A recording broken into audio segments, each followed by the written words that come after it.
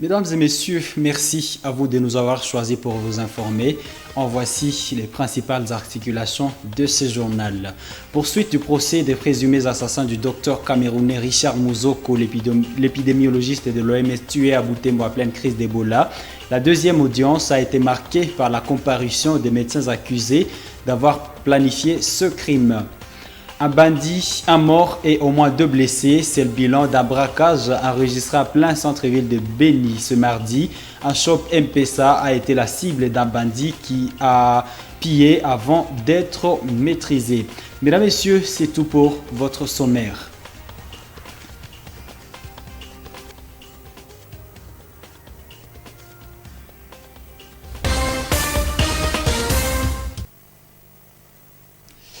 D'abord, cette triste nouvelle, le diocèse de Butembo-Beni est en deuil. Il a perdu M. l'abbé Kakule Kaurutsi Richard, curé de la paroisse Saint-Raphaël de Vulambo-Isale.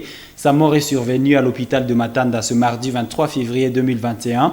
Dans un communiqué nécrologique signé ce mardi, l'évêque de Butembo-Beni appelle toutes les communautés sacerdotales et religieuses à célébrer la Sainte Eucharistie, l'office divin et le Saint Rosaire avec une intention pieuse pour le repos de son âme. Ce, en attendant le programme des obsèques qui sera communiqué ultérieurement. L'ordinaire des lieux précise que ces condoléances chrétiennes, l'ordinaire des lieux présente alors ses condoléances chrétiennes aux prêtres, aux consacrés, aux fidèles, laïcs et à la famille biologique de Messieurs l'abbé Richard Kaurutsi. Le procès des présumés assassins de l'épidémiologiste et de l'Organisation mondiale de la santé OMS, lâchement abattu en avril 2019 à pleine crise d'Ebola Butembo, s'est poursuivi ce mardi 23 février dans la cour du parquet militaire de Butembo.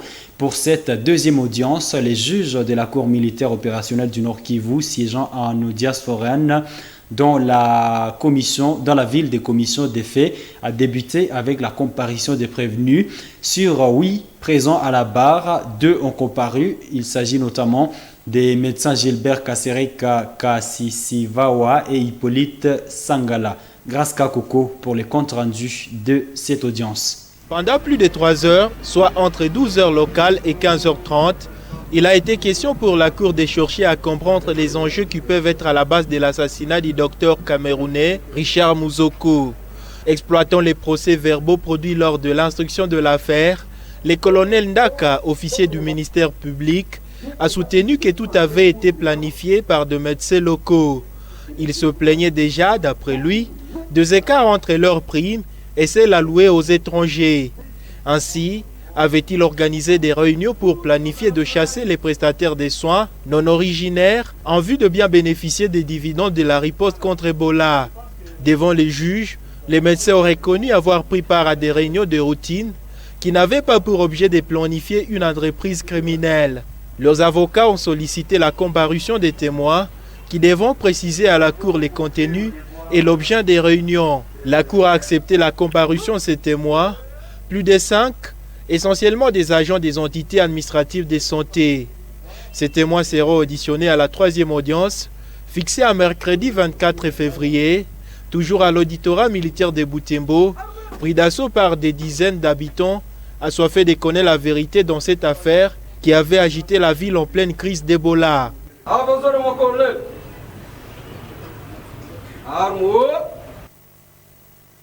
La mort du docteur Richard Mouzoko n'avait pas enchanté plusieurs habitants de Butembo. Après cette audience publique, quelques habitants se sont confiés à Moto TV. Ces derniers saluent le fait que la Cour ait réactivé ce dossier après 2 ans de suspense. Pour nombreux qui ont connu les Camerounais Richard Mouzoko, ils ont aussi positivement apprécié le climat du déroulement de cette séance.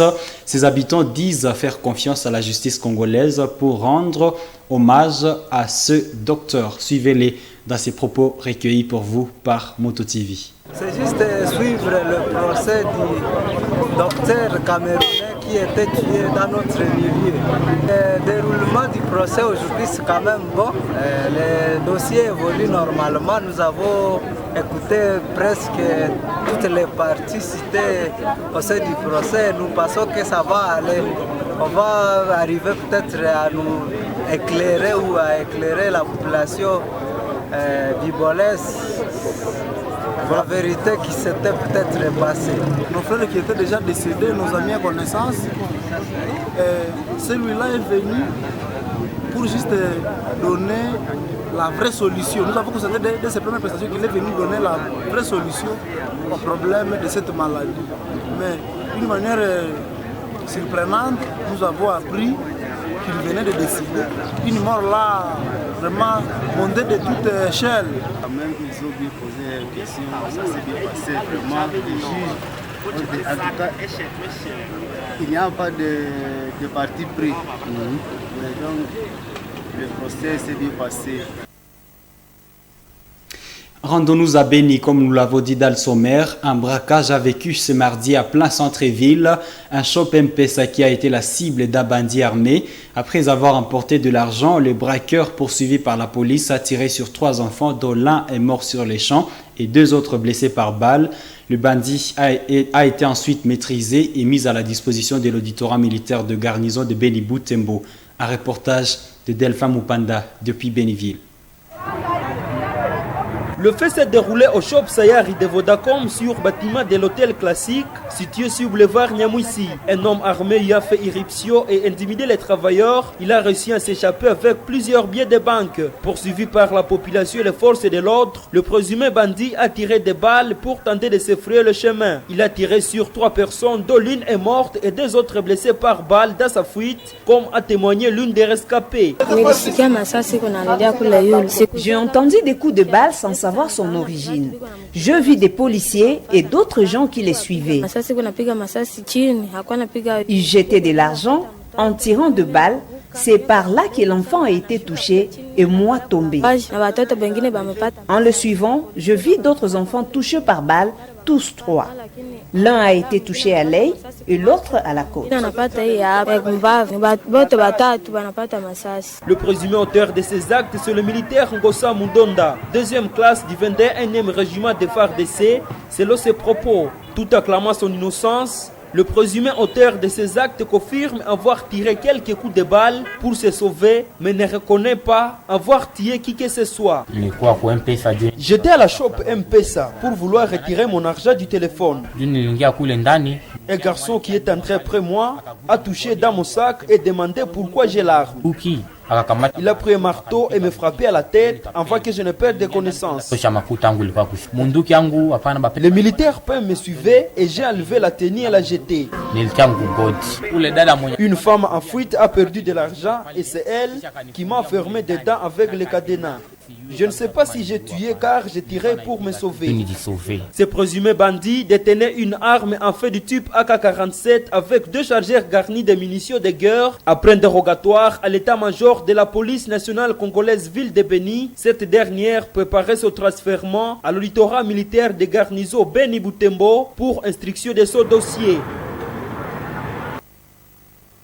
Changeons de chapitre, mesdames, messieurs. Le maire de Butembo, Sylvain Kanyamanda, a totalisé 3 ans à la tête de la ville de Butembo ce lundi 23 février 2021. À cette occasion, Moto Télévision est allé à la rencontre de certains habitants pour avoir leur appréciation de ce mandat. Si ces derniers estiment que certains efforts ont été relativement fournis pour la sécurité de la ville, ils soutiennent cependant que rien n'a été fait par les maires pour le développement de la ville. Leurs propos ont été recueillis par Grace Kaniki et Roland Kakimo.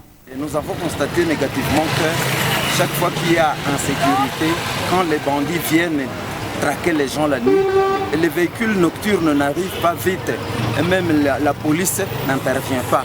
Alors s'il y a possibilité, si notre maire, que nous respectons beaucoup, pourrait fournir des efforts pour qu'on puisse avoir beaucoup de véhicules, donc faire un lobbying pour qu'on puisse avoir plus ou moins beaucoup de véhicules qui peuvent venir secourir celui qui est en problème la nuit. Oh, ce que moi j'entends de lui, c'est qu'il accomplisse ce qu'il nous a promis, parce que nous voulons d'abord la paix, nous demandons la paix. Autre chose que je vais lui demander, c'est de promouvoir nous la jeunesse. Ce qu'il doit encore faire, c'est d'organiser les meetings, donc l'appel de la population pour parler encore concernant ce qui se passe dans notre ville de Butembo. Il y a lieu d'apprécier positivement les 3 ans de Kanyamanda à la tête de la ville. Néanmoins, il doit encore fournir beaucoup d'efforts pour créer de l'emploi aux jeunes. Il doit encore beaucoup travailler. Chez nous, par exemple, les routes sont délabrées. Les ponts qui doivent être réhabilités, il doit y travailler. On parle éducation dans cette édition. Les nouveaux étudiants de l'Université de l'Assomption au Congo visitaient pour la première fois les installations de l'institution au site Mirador. C'était pour finaliser les inscriptions académiques qui ont commencé depuis le lundi 22 février dernier, jour de la rentrée académique.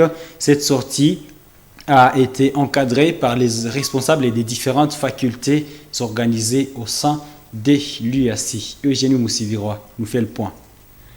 Il est 8h40 lorsque ce nouveau étudiant monte dans le bus universitaire direction Vulamba où se trouve le site Mirador. Ici, c'est une visite guidée qui les attend. S'ensuit un moment de prise de connaissance conduit par le chef des départements de l'informatique de gestion qui présente ses collègues de service aux jeunes étudiants. Il en est de même pour le reste de chefs des départements qui se chargent chacun à son tour de présenter sa filière aux hôtes du jour. Le secrétaire général académique de l'UAC explique que cette visite a pour but de faire découvrir les sites aux nouveaux venus, comme certains pourront ne pas y suivre cours au courant de l'année. C'est dans le cadre d'abord de l'encadrement pédagogique. Nous avons voulu qu'ils connaissent le site universitaire, là où ils doivent passer leur journée pour les différents enseignements, même si le premier semestre, naturellement, ils ont beaucoup de cours de tronc commun et ils auront à le passer au niveau du site de Kambali. Mais s'ils sont ici, c'est parce qu'ils sont déjà répartis dans les différentes facultés. Et l'objectif, c'était que les doyens et les chefs de département parlent aux étudiants de leurs différents départements, de leurs différentes facultés. C'était surtout là le grand objectif, tout en sachant bien que, tout en prévoyant aussi qu'ils viennent connaître le site, le beau site du Mirador. Romain Matoke, au nouveau inscrit en sciences de développement et management, ne cache pas son admiration pour les installations de l'université. En fait, le site est vraiment confortable pour l'éducation des étudiants et nous avons beaucoup apprécié. Bientôt, nous allons débuter avec les cours et nous sommes en train d'y penser. Et vraiment, c'est quelque chose de bon. En fait, l'IAC, ils sont très accueillants et vraiment, j'ai grave apprécié leur façon d'accueillir, surtout les étudiants et les professeurs, les chefs de travaux, aussi les assistants. De son côté, Dorcas s'est dit aussi impressionné par le cadre et invite les anciens et nouveaux diplômés de venir s'inscrire ici pour apprendre dans de bonnes conditions. Mirador est bien construite avec des auditeurs bien aérés, bien construite avec un climat vraiment perméable qui peut nous permettre de bien préparer nos cours et bien étudier aussi. Vraiment, je trouve ça très propre aussi. Tous ceux qui sont encore à la maison, les assez nouveaux diplômés, vraiment je vous invite à l'UAC. Il est 13h, c'est la fin de la randonnée. En attendant qu'il passe le concours d'admission prévu du jeudi 25 février au samedi 27 février 2021, ces nouveaux étudiants savent déjà à quoi équivaut le choix de l'UAC. Le monde célèbre la journée de la langue maternelle chaque 21 février de l'année. Cette journée fut proclamée par l'UNESCO le 21 février 2000, dont l'objectif est de promouvoir la diversité linguistique. À l'occasion de la célébration de cette journée, Karongo Pantaléon, enseignant de la linguistique dans différentes institutions supérieures de la place, note que la langue maternelle est obligatoire pour les enfants. Pour lui, le non-apprentissage de la langue maternelle chez ces derniers peut occasionner une perte de repères culturels. Suivez-les dans ces propos recueillis par Mohamed Viamba Croyante. La langue maternelle est obligatoire. Nous devrions l'apprendre aux enfants. Mais il se pose un problème de mutation culturelle. Ça veut dire, plus nous mitons de la campagne à la ville, à de grandes villes, nous sommes tentés de ne plus parler la langue d'origine partout. Mais il est nécessaire aux parents, il est obligatoire que les parents apprennent aux enfants, je vais dire, leur langue qu'on appelle vernaculaire, quand bien même elle ne serait pas maternelle. C'est obligatoire parce que les enfants doivent vivre en connexion, en relation, en corrélation avec les valeurs de leurs ancêtres, la tradition de leurs ancêtres, la culture de leurs ancêtres, pour qu'ils puissent apporter au rendez-vous ces acquis-là culturels. Sinon, ils seront vides.